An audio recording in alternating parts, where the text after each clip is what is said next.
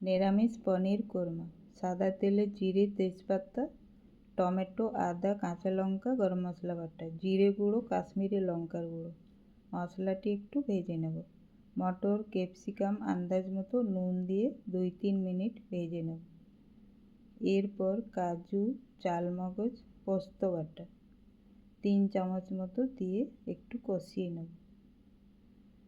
তারপর দিয়ে দেব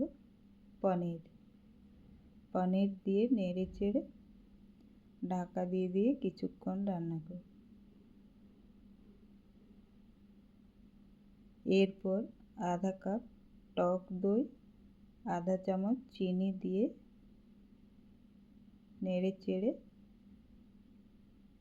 ঢাকা দিয়ে কিছুক্ষণ রান্না করব।